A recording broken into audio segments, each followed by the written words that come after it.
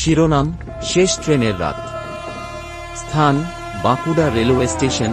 ট্রেনের ভিতর, রাতের অন্ধকার। চরিত্র: জয়দেব অফিস থেকে ফিরছে, ক্লান্ত, একা। ট্রেন কন্ডাক্টর: রহস্যময়, অদ্ভুত আচরণ। অদ্ভুত ছায়া, অতিপ্রাকৃত উপস্থিতি। ট্রেনে ধীরে ধীরে দেখা যায়। ট্রেনের ভিতর অন্ধকার, ফাঁকা আসন। হঠাৎ জানালার আড়ালে অদ্ভুত ছায়া দেখা যায়। জয়দেব ভয়ে ফিসফিস করে, আমি কি একা? কেউ আছে কি? দূরে ট্রেন কন্ডাক্টরের হাসি শোনা যায়, কিন্তু কেউ নেই। হঠাৎ ছায়া ধীরে ধীরে জয়দেবের দিকে এগোয়। জয়দেব ভয়ে উঠে দাঁড়ায়, ব্যাগ আঁকড়ে ধরে। না, এটা সম্ভব নয়। আমি তো শুধু বাড়ি ফিরছি।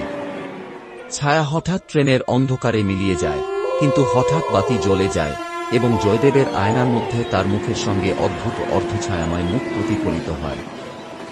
ট্রেন জানালা দিয়ে রাতের অন্ধকার, কুয়াশা। জয়দেব চিৎকার করতে চায়, কিন্তু কোনো শব্দ বের হয় না। জয়দেব নিজেকে ধাক্কা দিয়ে, আমাকে আমাকে ছেড়ে দাও। ট্রেন কেঁপে ওঠে, বাতি হঠাৎ নিভে যায়। যখন আবার জ্বলে, ট্রেন খালি, আর কোনো মানুষ নেই।